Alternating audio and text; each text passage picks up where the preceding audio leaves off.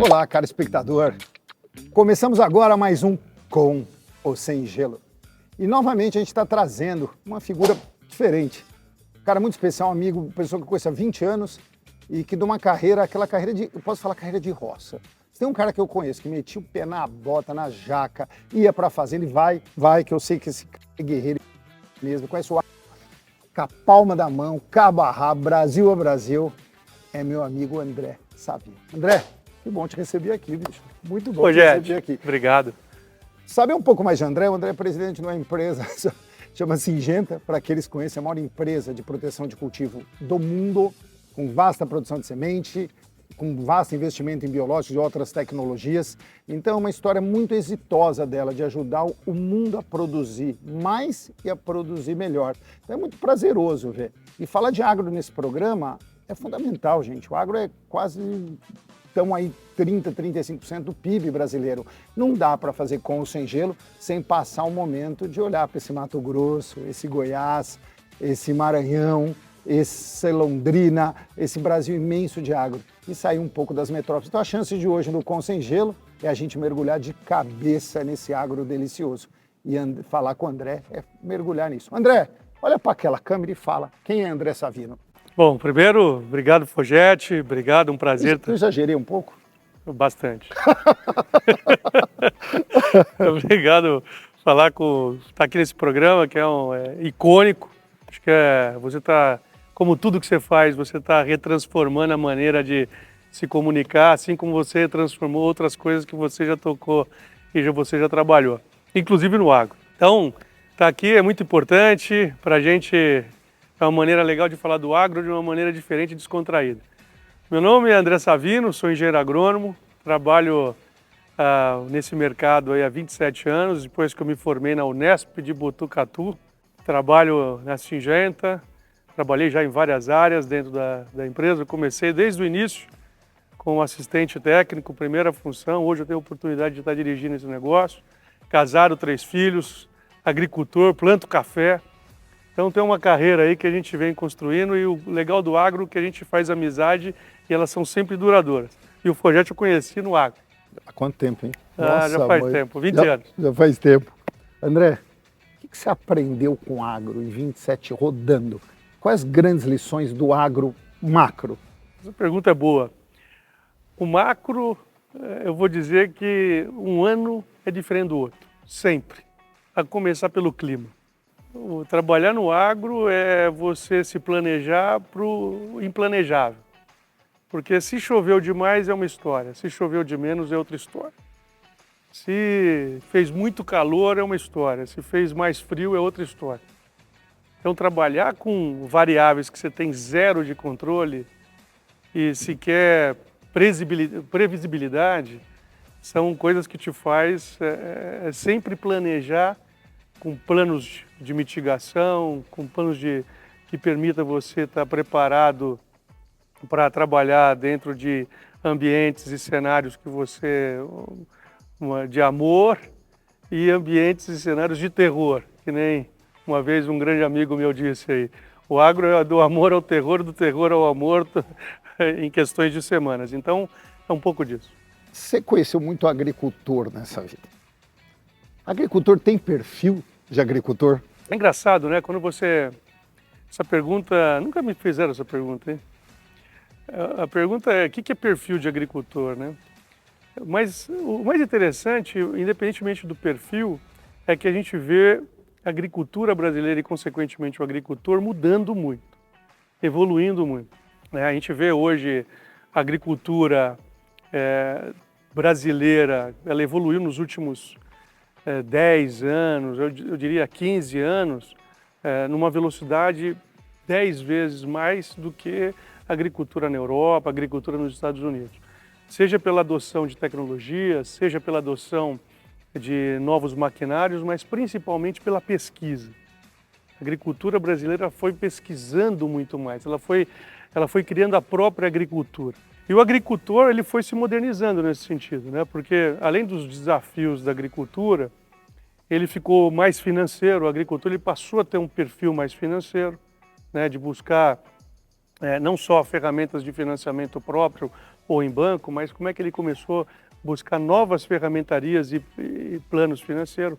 Ele buscou ver como é que ele começava a produzir em larga escala para ganhar a economia de escala, se conectar mais com o mundo lá fora, se conectar com outros mercados internacionais. Então a gente vê a evolução do agricultor muito nesse sentido, mas uma resiliência que ela é contínua, né?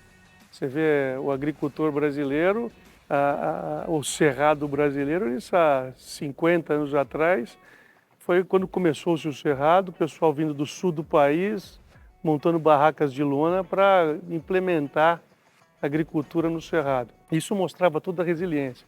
E hoje não é difícil, hoje talvez tenha outras condições, mas a resiliência ela permanece, né? O foco de buscar o novo, de arriscar, de trabalhar com fatores não preditíveis, né? Então acho que a resiliência, o DNA permanece, mas ele está mais moderno. André, eu lembro a primeira vez, não sei se você teve essa sensação, né? Porque fui um cara criado no interior de São Paulo, Tanabi, e eu subi para o Mato Grosso a primeira vez. Eu lembro que eu fui para a Primavera do Leste.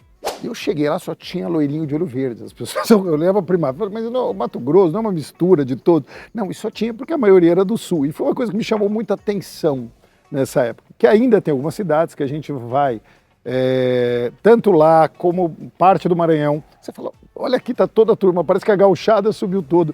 Eu lembro que tinha CTG.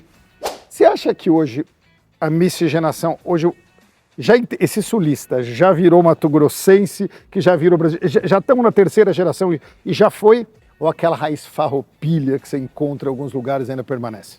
É interessante, né? Com certeza a influência sulista no Cerrado ela é presente, né? Os CTGs existem, né? Você vê também a presença de muita gente do Paraná, também não só do Rio Grande do Sul, mas do Paraná, que tem uma força muito forte também no desenvolvimento do Cerrado.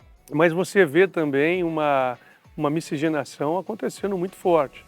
A gente vê bastante pessoas de outros países também chegando, né? A gente vê muitas pessoas de outros países também construindo grandes empresas também dentro do Cerrado brasileiro. E sem dúvida nenhuma, essa miscigenação com as pessoas locais já faz com que hoje a terceira geração aí desse desenvolvimento do Cerrado já é uma outra população, né? Uma população bem mais tecnificada, estudada, porque essa turma ela estudou em grandes escolas, né? Tem uma habilidade de projetar e de desenvolver, e isso que dá a crença que o agro para os próximos anos vai ser ainda mais forte.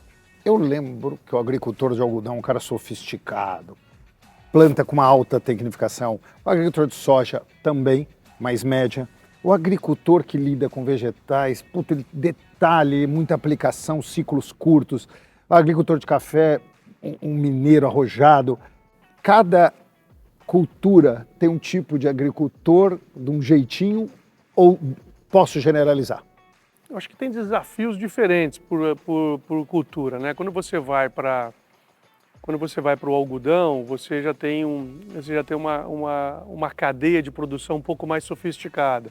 Ela vai além daquela agricultura que a gente fala de dentro da porteira, né? Você tem que pensar como você vai beneficiar esse algodão, como você vai exportar esse algodão, como você vai financiar todo o processo, porque é um ciclo de uma cadeia longa, né?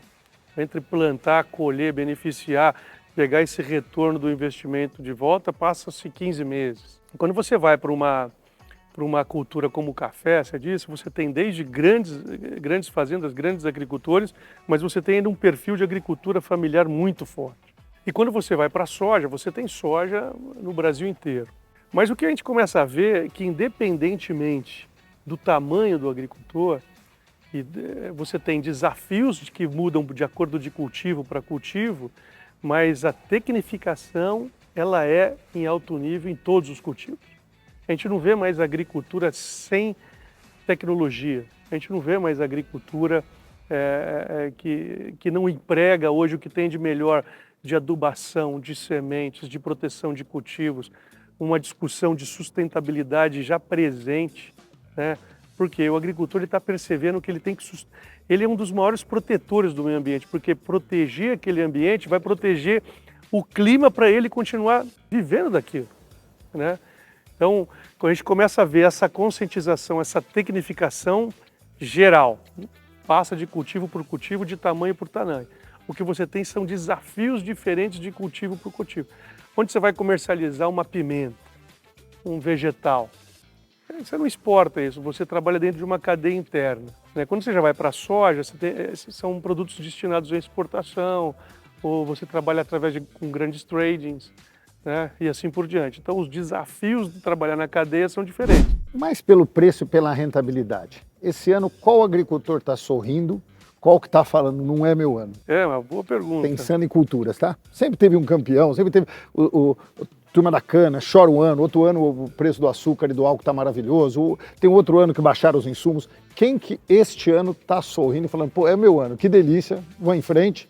E quem está falando, meu Deus, para pagar a conta, eu estou suando 2 vezes. Eu tenho até medo de falar isso daqui, e responder essa pergunta. Assim, ó, sua pergunta ela é boa, ela faz a gente pensar, e eu tava assistindo outros entrevistados seus outro dia, né? E o Valverde, inclusive, dando uma entrevista para você, e me fez pensar no que ele respondeu uma pergunta para você sobre M&As, né, de como a empresa prospera ou não, tal. Independentemente da cultura, pela rentabilidade da cultura, está sorrindo quem se planejou para momentos mais difíceis dentro da agricultura, dentro de momentos mais difíceis, com a economia mais estressada. Quem está com caixa, quem se preparou com caixa, quem se preparou com reserva para enfrentar momentos de escassez de disponibilidade de dinheiro, juros mais altos, está sorrindo mais do que outros. Mesmo que existam culturas rentáveis. Agora, culturas rentáveis, hoje a gente vê culturas que estão com bom preço, que dando bom retorno sobre o investimento no momento, são café, citros, né, cana-de-açúcar, tá uma boa cultura, está enfrentando bons momentos. Agora você já pega o algodão, o milho, a soja já estão o milho nem tanto, mas a soja, o algodão estão com margens mais estressadas. Mas de novo, às vezes a gente vê pessoas de café não sorrindo tanto e pessoas que plantam soja sorrindo, porque elas se prepararam para isso. Mas a rentabilidade das culturas é essa. Café e citros dão um bom retorno agora. Hoje, quando a gente lidava, eu lembro que a gente lidava, o relacionamento era muito importante e a gente acompanha uma primeira geração. Você vê muito cabelo branco, lá o cara que chegou do sul, toma aqui e vê lá. Hoje já é a terceira ou segunda geração que já estudou fora, que já tem outra formação, ou ainda tem uma mescla desses tipos de agricultor? É uma boa pergunta. O tema sucessão ele é um tema cruel, bastante discutido. Existe 2 vertentes aí, né? Quando a gente roda bastante, a gente vê tem 2 grandes vertentes. Tem empresas que fizeram essa sucessão mais acelerada, ou porque foram forçadas a fazer, ou porque viram necessidade em fazê-la. Então você já vê uma nova geração chegando, vê muita mulher na liderança, vê muita mulher ou liderando o negócio agro ou em posições de destaque, como áreas financeiras, administrativas e assim por diante. E você vê uma linha de sucessão que existe agenda, mas ainda existe aquela divisão de força, né?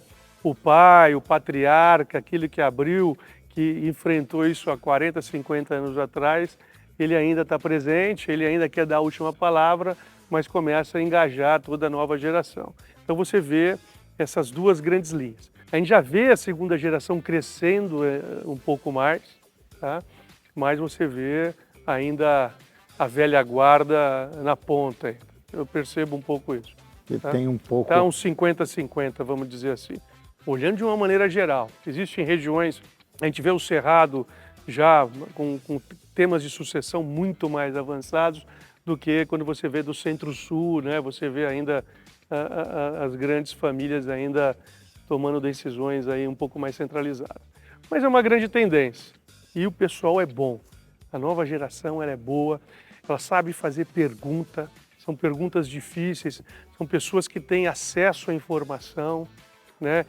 Utilizam muito bem toda a ferramentaria digital, inteligência artificial, conectividade, painéis, tem uma conexão com outros agricultores, com a indústria, com o mercado lá fora, está muito antenado. Eu vejo, dá uma confiança muito grande que a nossa agricultura brasileira está em boas mãos. André, o que está acontecendo de mais novo? Vamos pensar na soja, tá? O que está acontecendo de mais novo na tua cabeça em termos de tecnologia?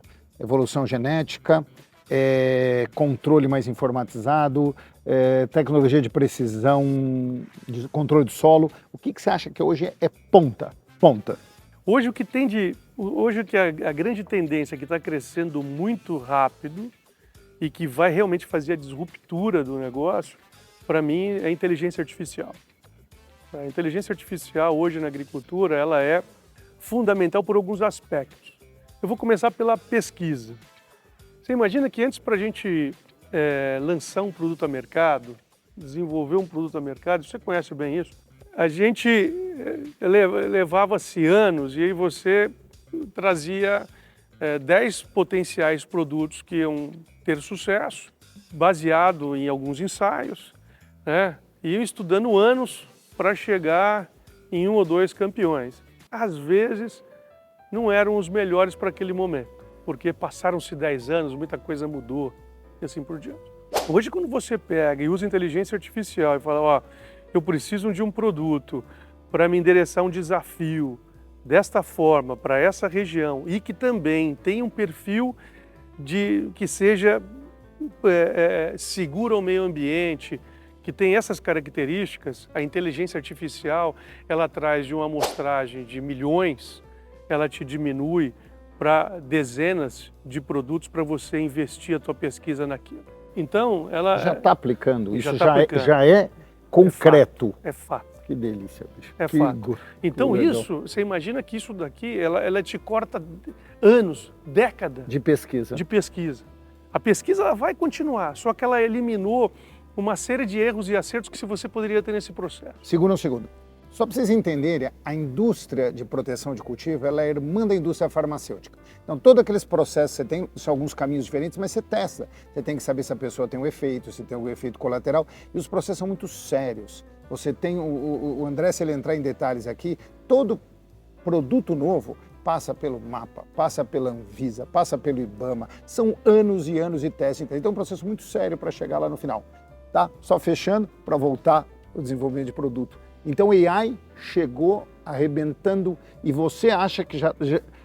Curiosidade, assim, já tem time já usando AI, buscando, adaptando, fazendo, cruzando dado no mundo inteiro? Tem muito em tecnologias de proteção de cultivo, tem muito em sementes, né? Biotecnologia, sementes. E também o mercado financeiro também está utilizando muito isso, né? Porque, veja bem, saindo da parte de pesquisa, vamos para a parte de negócios, né?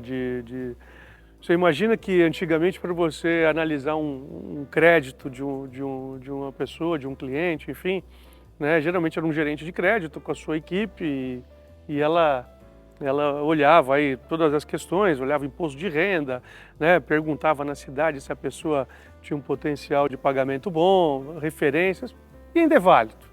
O tino, o cheiro do profissional bom é válido e vai continuar sendo.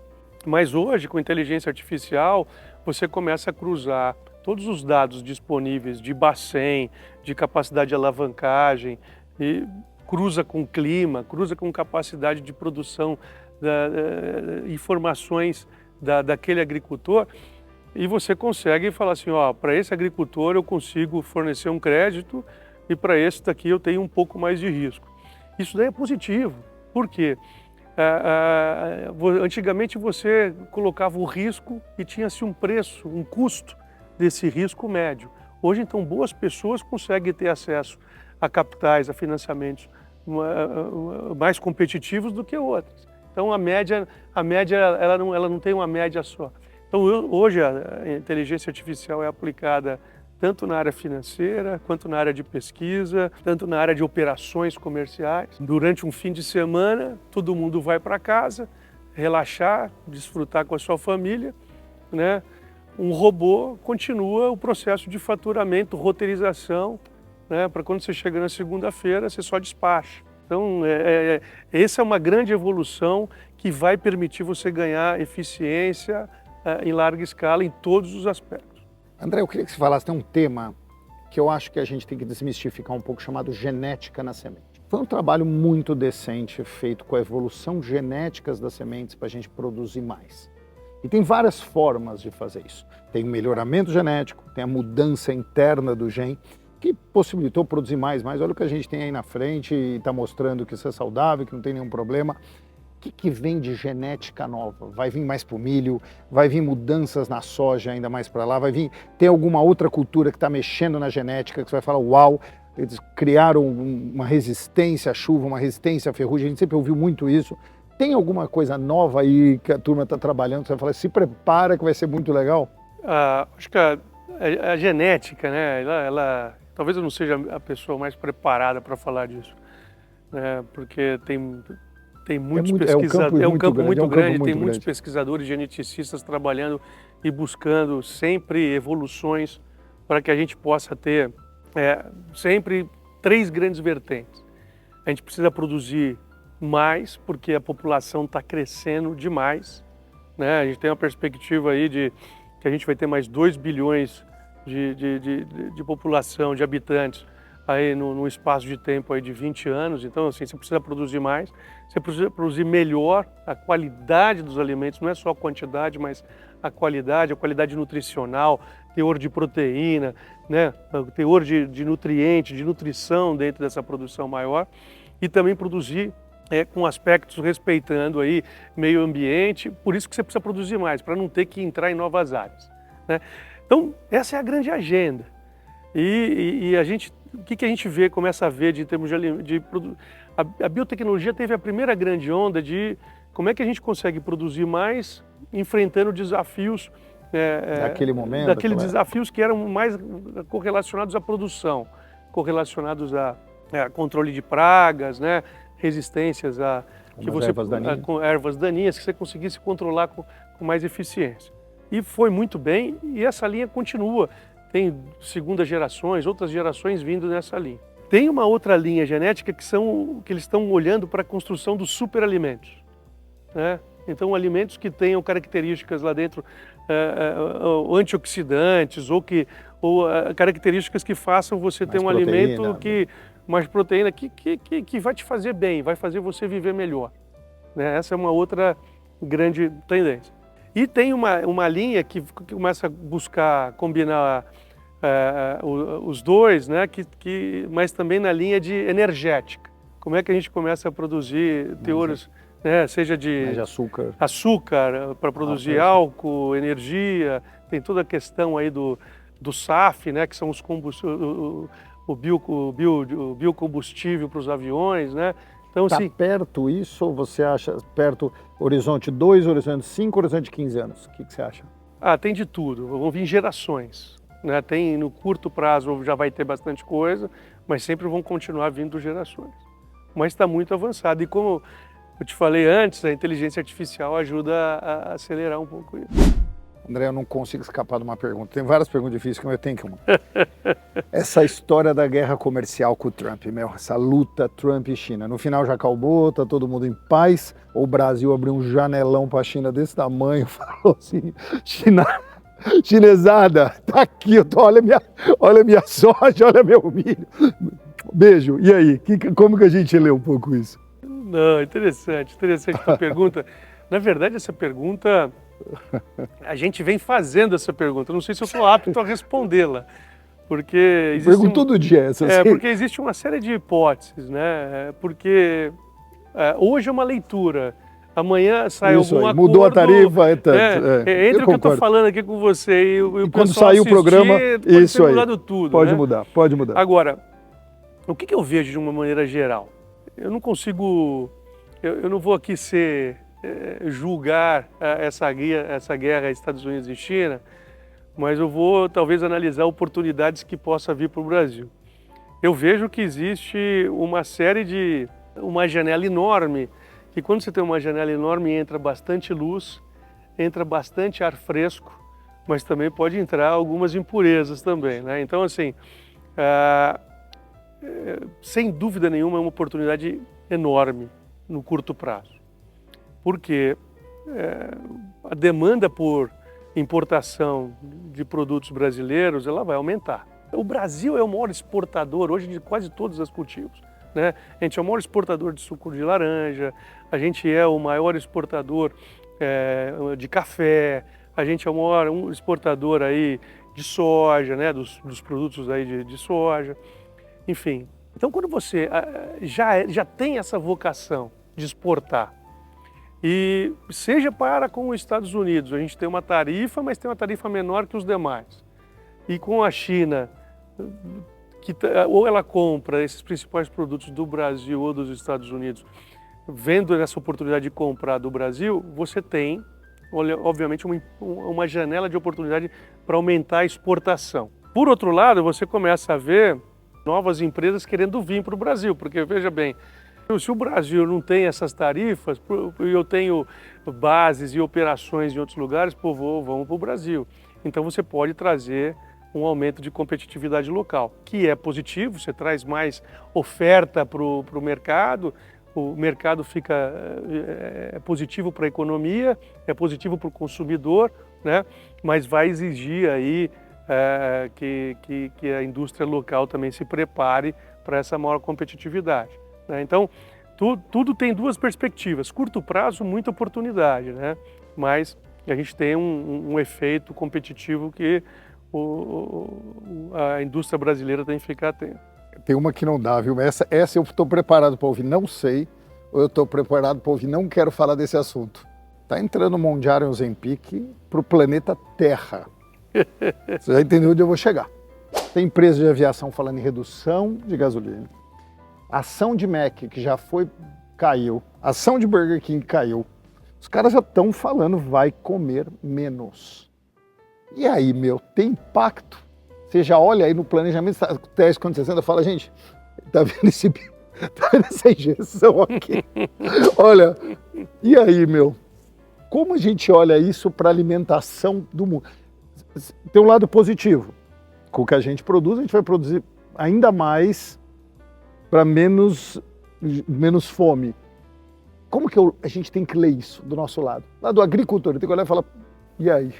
Essa pergunta é tão difícil, já que a gente está no programa. Eu já falei, não, um brinde. Essa conversa, eu não queria estar aí. Se eu perguntar, você gostaria de estar sentado aí para responder? Eu não queria estar aí para responder. Por isso que eu falei, está liberado. Eu não quero falar, eu não sei. Isso aqui é PTK, hein? Escarlate, é uma delícia, bicho. Uma das melhores. É o nosso Amaro, uma delícia. A tua pergunta é boa, nunca pensei nisso. Obviamente, a gente sempre fala que vai ter uma mudança de hábito, mas a gente nunca pensou diretamente no impacto na cadeia primária, né? Talvez porque ela veio, ela já chegou aqui, incrível, não? Você pensa em empresas, obviamente, que exploram alimentos, mas você não pensa na cadeia primária, né? O que eu vejo é assim, existe uma tendência, talvez, de você comer melhor, né? Sem dúvida. Em detrimento aí de alguns fast foods. Mas eu vejo a agricultura, se você olhar principalmente a agricultura brasileira, né, ela tem alguns fundamentos sólidos de consumo. Por exemplo, quando você pega e divide aí as primeiras 4 culturas produzidas aqui no Brasil, né, soja, milho, algodão e cana-de-açúcar. Quando você pega essas culturas e você pega para onde que são destinadas esses produtos, né, algodão, não importa se é Mondial, é até melhor para você colocar uma camisa mais fit e tal. A cana-de-açúcar você tem um grande volume, um aumento dos biocombustíveis, toda a questão de emissão de carbono. Então a gente vê uma demanda por combustível de flex crescente, né? Obviamente, o consumo de açúcar, eu não vejo ele diminuindo em grandes escalas, até porque ele não está ligado à saciedade, ele está ligado a sabor ou energia e tal. Agora, quando você pega soja, que muito é destinado a óleos, né? Que você vê também, que seja para alimentação humana, mas você tem muito óleo para biodiesel, nesse sentido.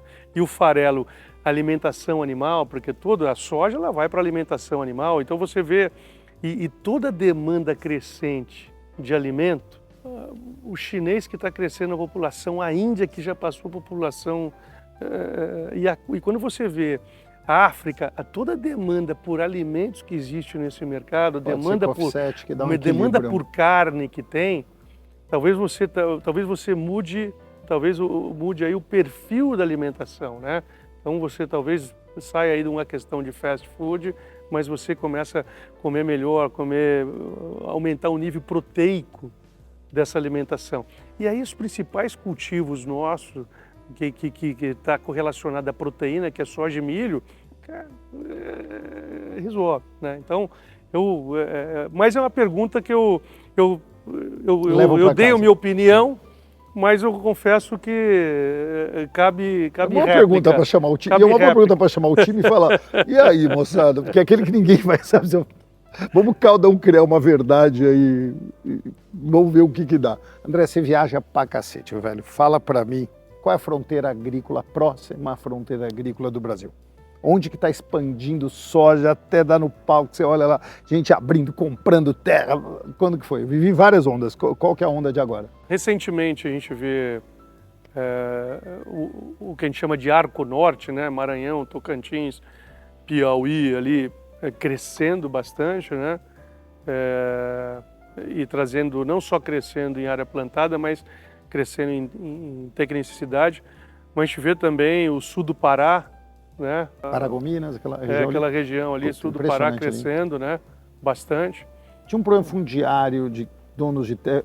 Está mais organizado para crescer Está mais organizado, a gente vê hoje grandes empresas ali se estabelecendo, então aquela região ali é que está crescendo.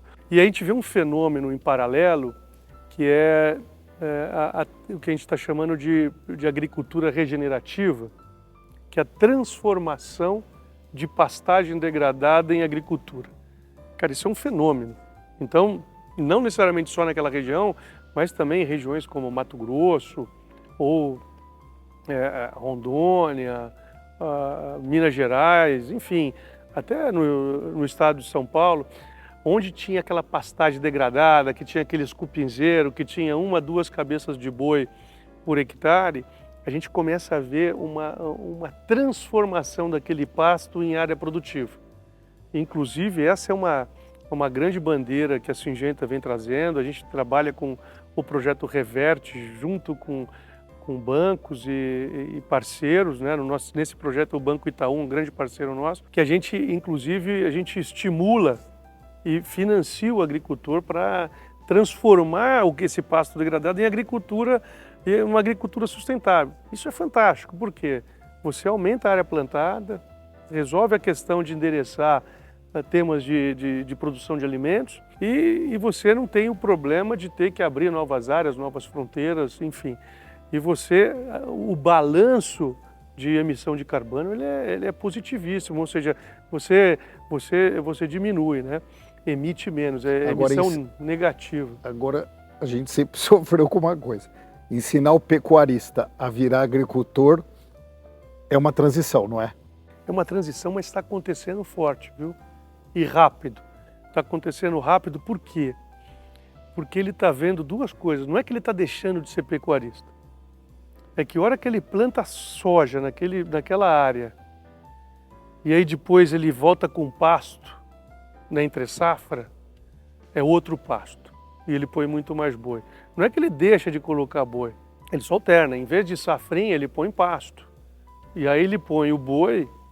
Depois que ele colheu a soja, ele vem com pasto e aí ele põe o boi, aquele pasto perfeito, porque ele vem em cima de um solo adubado, um solo que recebeu trato, construiu o perfil de solo dele.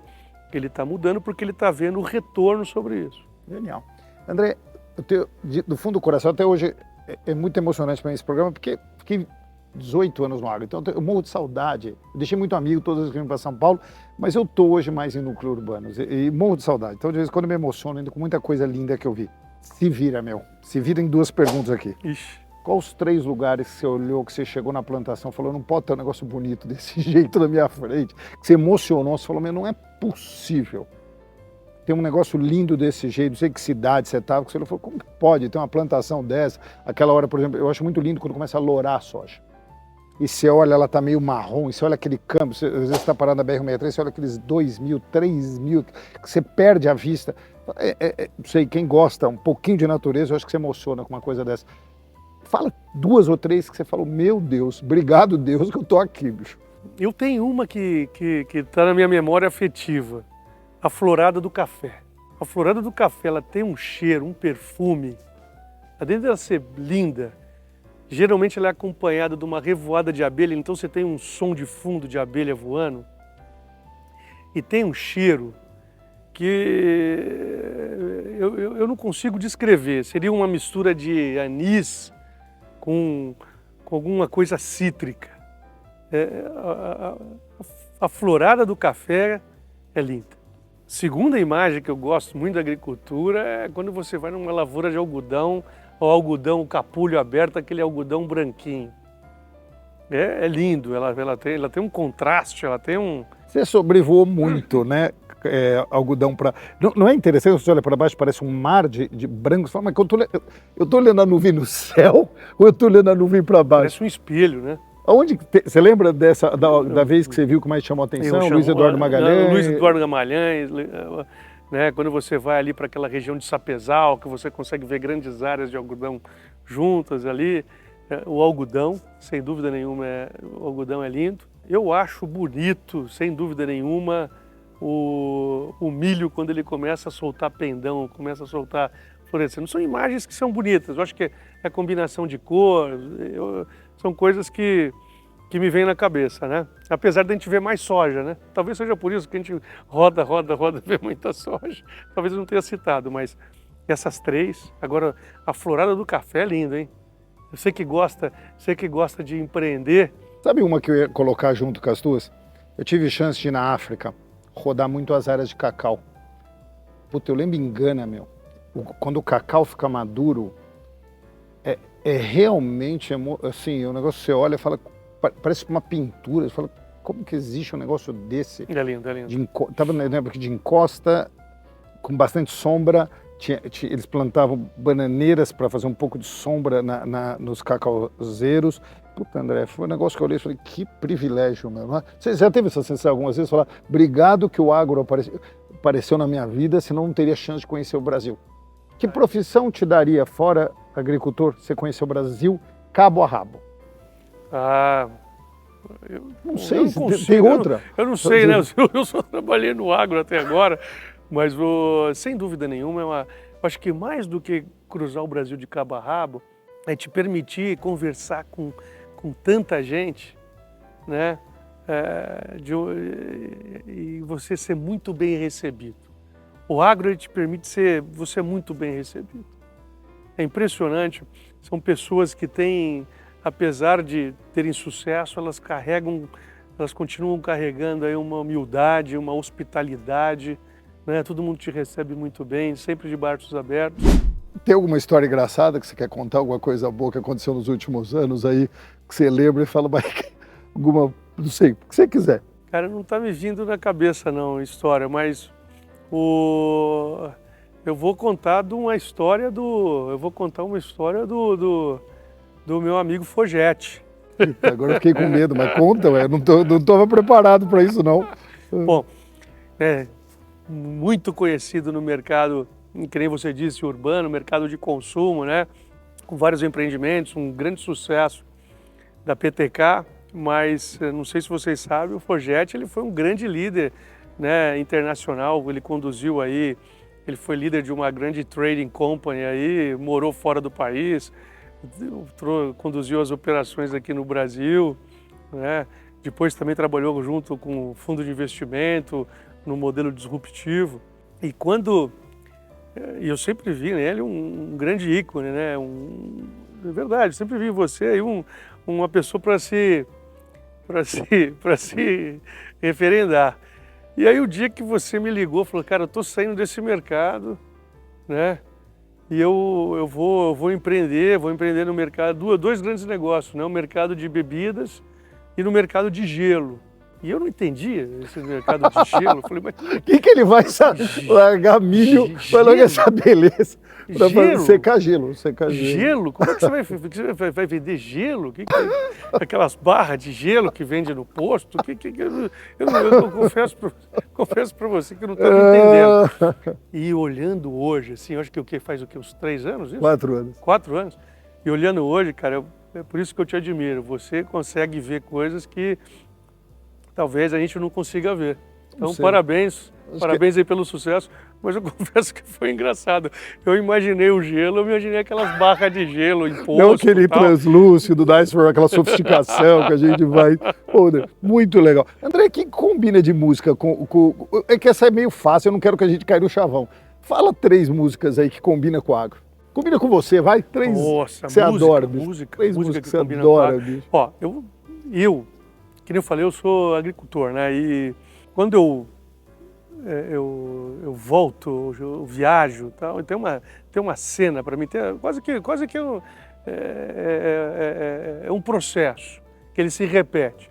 Quando eu estou voltando de Minas Gerais para São Paulo, que eu estou na estrada e começo a pegar a estrada e ver aquelas fazendas de café, aquelas cenas que são quadros, são pinturas, eu gosto de ouvir Almir Sater e Renato Teixeira. Eu sou fã desses caras. Junto, tocando em frente, tanto faz ou tem uma lá que mexe o coração? Né? Tocando em frente. É lindo mesmo. Mas ouvi-los é uma coisa que realmente me inspira, né? Acho que eu vou ficar por essa. Eu não sei, não Você tá gosta de mexendo na todo cabeça. sertanejo? Tudo que é sertanejo, você gosta? Eu gosto de alguns. Não gosto de Tião muito. Carreiro, você gosta de Tião Carreiro e Pardinho? Gosto. Qual que é melhor? Eu gosto do Tião Carreiro. Não adianta fugir. Qual que é melhor? Você vai ter que responder. Melhor do Tião Carreiro e Pardinho. Eu gosto do Boi Soberano. Do cara de Itanabi, da minha cidade, que escreveu a letra. Aquela lá eu bonita, choro. Né? É linda. Aquela lá eu choro. Você pensa que o boi protege o filho, né? Então você pensa naquele... Esse boi salvou meu filho. Você pensa no seu filho, na tua família. Eu gosto do Boi Soberano. Mato Grosso e Matias?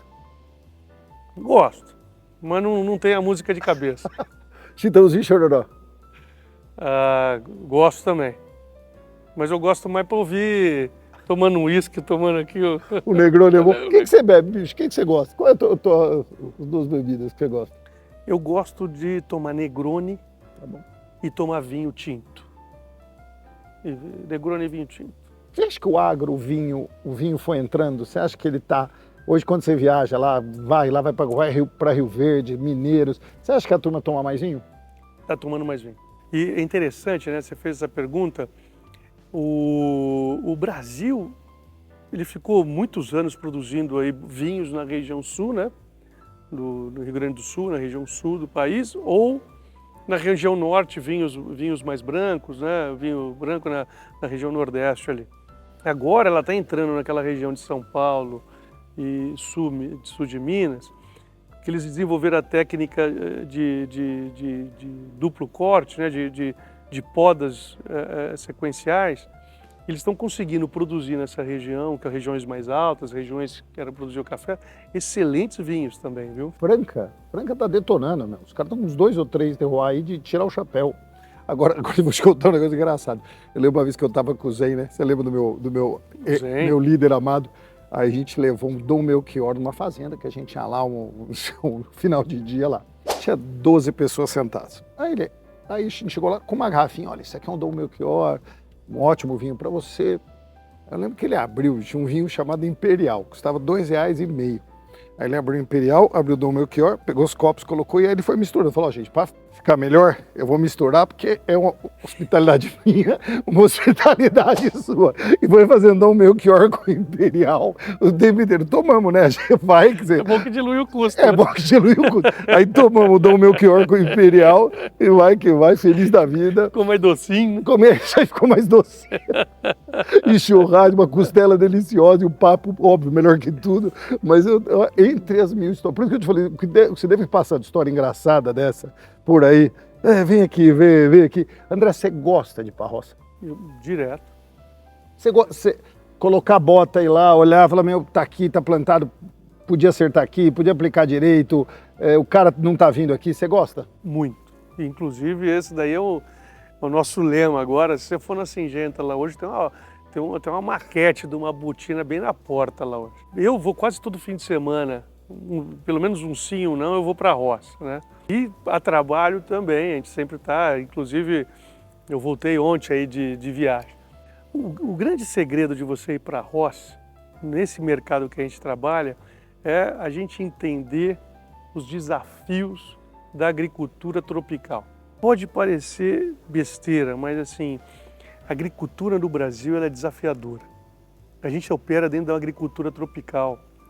A agricultura tropical, para quem não sabe, é assim, a gente opera cultivos o ano inteiro.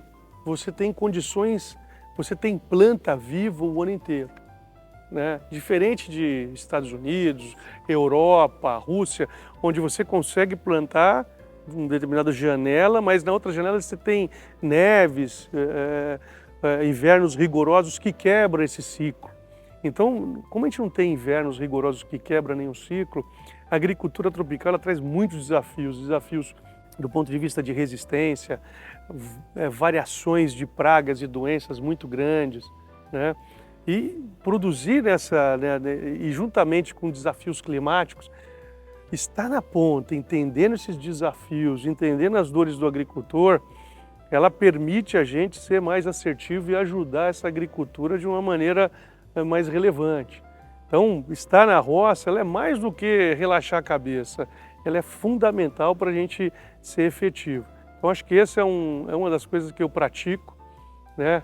E incentivo o meu time de diretores a fazer tudo isso e hoje a gente pode dizer que a gente é uma empresa bastante presente, o pé no chão, botina na roça. André, eu preciso falar de governo, tá? É um assunto sempre chato, eu não gosto de falar, mas eu queria perguntar.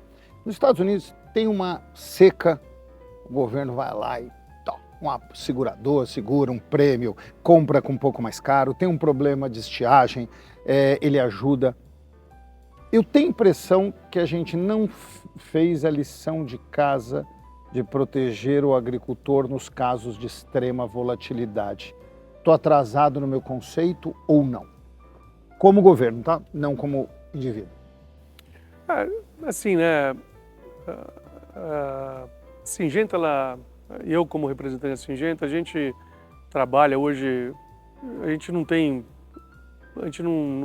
toma posição política e nem partidária, porque a gente opera, você imagina, a gente opera em mais de 90 países no mundo inteiro, né, em países com viés de direita, viés de esquerda, país com guerra, país sem guerra. Então, assim, a gente não tem essa posição. O que a gente percebe de Brasil é que o Brasil, pelas últimas décadas e vários governos que passaram, a gente nunca teve uma estrutura, um programa, um planejamento, uma estratégia de longo prazo pensando em agricultura, né? E o país como o nosso, que tem uma potência agrícola, que tem todo um DNA agrícola, a gente tem tudo para ser a grande potência, ainda mais do que já somos, né? Então a gente não vê esse grande planejamento agrícola sendo pensado. Obviamente você vê aportes, você vê muito mais ações de remediar do que de plantar, de semear, de planejar o sucesso, né? Então, eu tenho uma esperança muito grande que a combinação de governo, mas com o setor privado, acelere e venha acelerando um pouco mais disso. Mas eu vejo ainda que falta muito recurso financeiro para isso. André, fala para o André de 23 anos, olha para aquela câmera, fala para o André de 23 anos alguma coisa que você gostaria de falar para ele. Bom, André de 23 anos, não faz muito tempo, né? Faz pouco, né? Pouco. Parabéns, você tomou a decisão certa de entrar no agronegócio há 27 anos atrás, porque esse negócio é um negócio fantástico. Eu não sei o que vai acontecer com outros setores nos próximos 10, 20, 30 anos, mas eu tenho certeza de uma coisa, que a gente vai precisar ter combustíveis, energia sustentável, e isso a agricultura fornece. A gente vai precisar de alimento, a gente vai precisar de alimentos mais nutritivos, isso a agricultura fornece.